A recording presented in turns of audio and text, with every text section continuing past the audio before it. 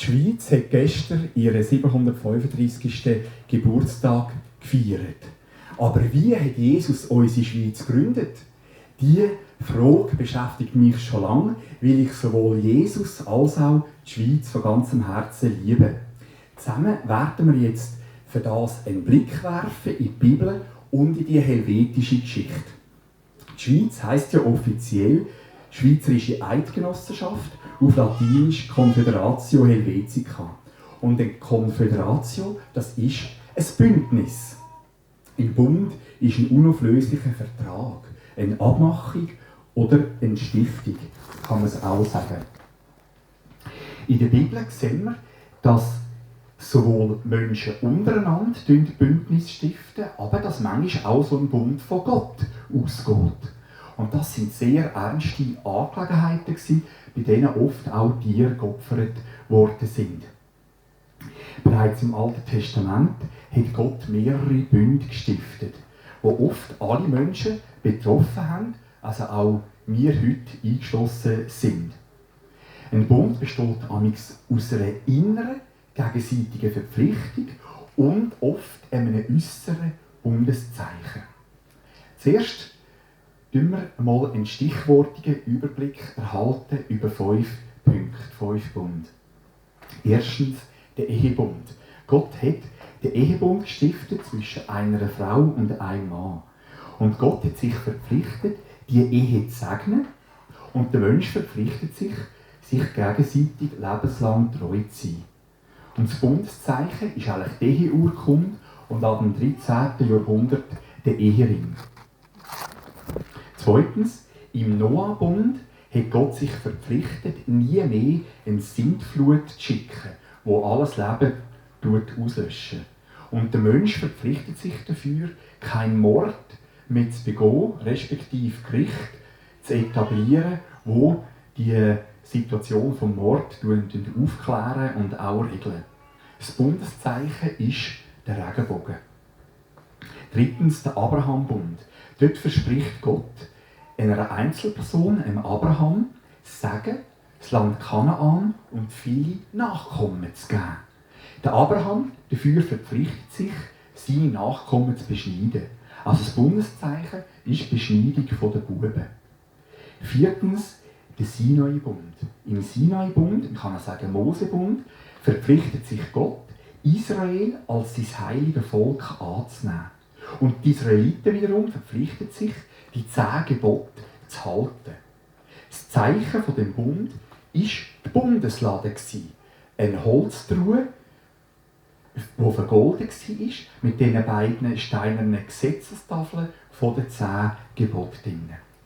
5. der David-Bund hat Gott sich verpflichtet, dass immer ein Nachkomme vom König David wird über Israel herrschen.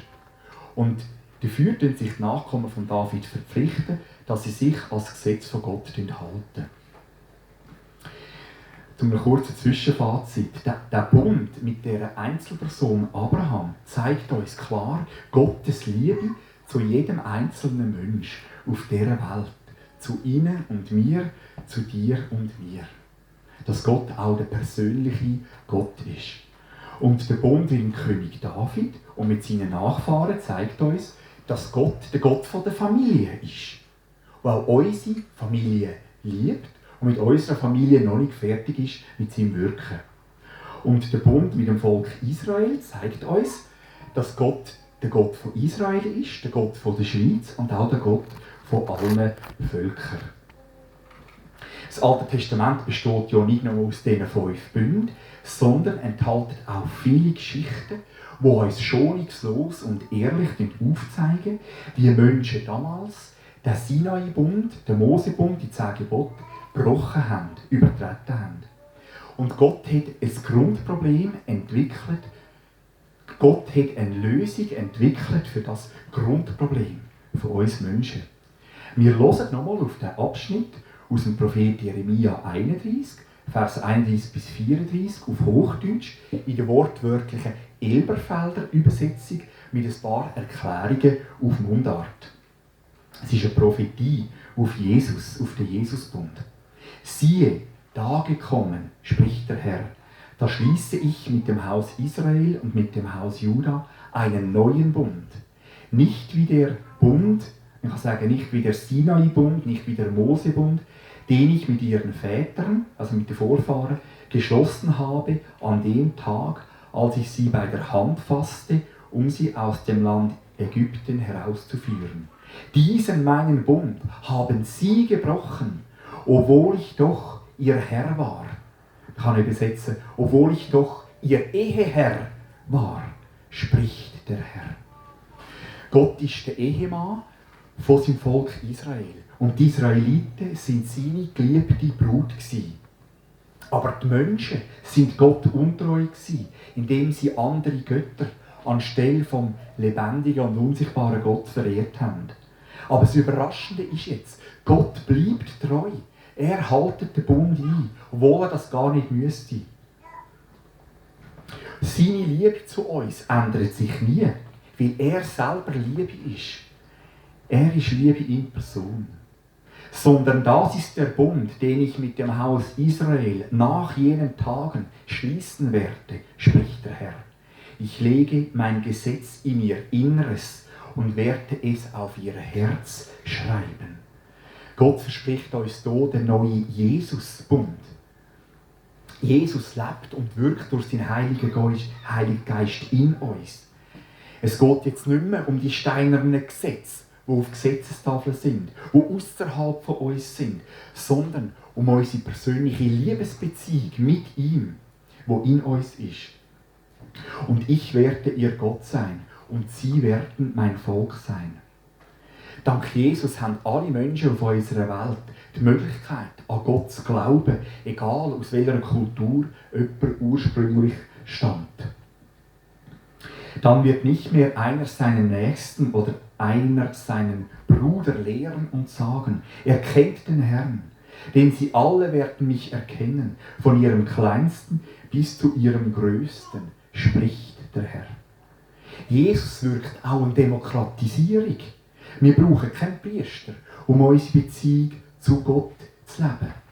Wir alle können selber in der Bibel lesen oder eine Hörbibel online hören und so Gottes Stimme vernehmen und mit Gott im Gebet reden.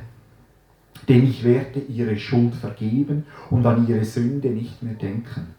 Jesus vergibt uns unsere Schuld, wenn wir ihn darum bitten. Und das ermöglicht uns unsere persönliche Bundesbeziehung mit Gott. Wir schauen auch ins Neue Testament. Dort sehen wir, wie Jesus am Gründonnerstag, an dem Tag vor Karfreitag, und er für unsere Schuld gestorben ist, das Abendmahl eingeführt hat. Beim Abendmahl hat Jesus gesagt, dieser Kelch ist der neue Bund in meinem Blut, das für euch vergossen wird.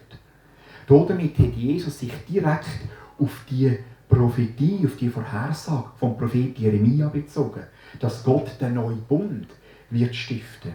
Immer wenn wir zusammen das Abendmahl feiern, denken wir an diesen Jesus-Bund. Jesus hat nicht nur das Abendmahl als Bundeszeichen gestiftet, sondern auch die Taufe. Es gibt sowohl die Kindertaufe als auch die Erwachsenentaufe, mit der wir den Bund mit Jesus eintreten in den Bund mit Jesus. Jetzt werfen wir einen Blick auf die Kirchengeschichte, auf die Geschichte von unserem Schweizer Bundesbrief am 1. August 1291, wo mit diesen Worten anfängt: In Gottes Namen. Amen. Der Bundesbrief ist ursprünglich auf Latinisch verfasst. Zusammengefasst ist es um den gegenseitigen Beistand gegangen von den 3 innerschweizerischen Talgemeinschaften Uri, Schweiz und Unterwalden. Sie haben sich gegenseitig Hilfe versprochen. Jetzt kommt das Originalzitat. Eidlich gelobt in Erneuerung des alten, eidlich bekräftigten Bundes. Also sowohl Gott als auch der Bund tauchen auf in unserer Gründungsurkunde. Weitere Punkte sind unter anderem das Verhalten bei Mord, Brandstiftung, Streit und Diebstahl. Am Anfang unserer Eidgenossenschaft steht also der Bund unter Gottes Schutz. Der Schweizer Bundesbrief erinnert uns auch an die 10 Gebote im Alten Testament, wo Gott sagt, du sollst nicht töten und du sollst nicht stehlen. Am Schluss vom Bundesbrief steht, diese Ordnungen sollen, so Gott will, dauernden Bestand haben. Was mir aufgefallen ist, der Bundesbrief fängt an mit Gott und endet mit Gott. Er fängt an damit, dass es ein Bund ist und das soll für immer gelten. Damit haben sich die ersten Eidgenossen auf Gottes Bund berufen. Am 12. September 1848 ist unsere moderne Schweiz gegründet worden. Mit dem Fachbegriff ausgedrückt aus dem losen Staatenbund ist unser moderner Bundesstaat geworden. Und die Präambel von unserer Bundesverfassung lautet: Im Namen Gottes, des Allmächtigen. Andere Länder, wie zum Beispiel Frankreich, Belgien, Deutschland und die USA, haben sich auch in dieser Zeit eine Verfassung gegeben, aber nicht mit Gott. Das zeigt uns die Wichtigkeit und Einzigartigkeit von unserem Schweizer Bund. Jesus steht also auch am Anfang von unserem modernen Bundesstaat. Wir leben in einer Zeit, in der gewisse Kräfte alle christlichen Symbole der Schweiz angreifen oder sogar ganz ausradieren wollen. Sowohl der Schweizer Psalm als auch die Präambel der Bundesverfassung stehen unter perfidem Beschuss. Wenn wir den Bezug von Gott in unserer Landeshymne streichen, würde nur noch ein nichtssagender Wetterbericht übrig bleiben.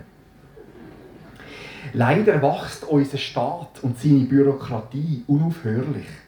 Wegen dem ist es wichtig, dass es neben unserem Staat auch noch etwas anderes gibt, nämlich Gott, als Gegenüber von unserem Staat. Damit der Staat nicht plötzlich meint, dass er allmächtig werden kann. Gott setzt dem Staat letzte Schranken, letzte Grenzen, indem er alle Menschen zu seinen geliebten Ebenbildern erklärt und uns damit eine unverlierbare Würde zuspricht, wo der Staat niemals antasten darf. Ähnliche Kreise attackieren auch den Bund der Ehe und die natürliche Familie, bestehend aus Kind, Mutter und Vater. Obwohl weltweit immer weniger Menschen heiraten und immer weniger Kinder geboren werden.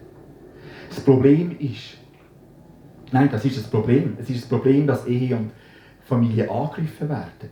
Denn Ehe und Familie bilden die Grundlage unserer Gesellschaft. Migration ist keine nachhaltige Lösung, solange die Menschen keinen Bezug zu unserem Bundesgott haben. Wenn Ehen scheitern und ganze Familien auseinanderbrechen, dann leiden wir alle, unser ganzes Umfeld. Wegen dem ist es wichtig, dass wir in die Ehen und Familien investieren. Unser Gebet, unsere Zeit, unser Geld. Wenn eine Ehe scheitert, ist das auch mit einer tiefen Scham verbunden. Menschen ziehen sich zurück. Doch Jesus hat am Kreuz auch unsere Scham getragen. Wir dürfen niemanden von unserer Kirchenfamilie ausschliessen. Im Gegensatz zum Ehebund ist der Jesusbund, Gott sei Dank, unzerstörbar und unauflösbar. Jesus verspricht uns: Wer zu mir kommt, den werde ich nicht hinausstoßen. Wer zu mir kommt, den werde ich 100% annehmen, verspricht Jesus uns allen. Unser Bundesgott hat im Alten Testament 5 Bünde gegründet. Im Neuen Testament den Jesusbund. In der Kirchengeschichte der Rütli-Bund sowie unser Schweizer Bundesstaat. Bund ist das stärkste deutsche Wort, das wir haben. Es ist ein unauflöslicher Vertrag. Eine doppelte Frage stellt sich uns. Willst du als Einzelperson in Gottes Bund eintreten? Und wenn wir als ganze Schweiz wieder in den Bund mit Gott eintreten? Jesus lädt uns heute dazu ein. Von seiner Seite her hat er alles für uns erfüllt. Unser Teil besteht darin, dass wir von unseren bösen Taten umkehren zu ihm und an ihn glauben, ihm vertrauen von unserem ganzen Herzen. Dann gilt auch für uns das Versprechen aus dem 5. Buch Mose. So bewahrt denn die Worte dieses Bundes und tut sie, damit ihr Erfolg habt in allem, was ihr tut. Amen.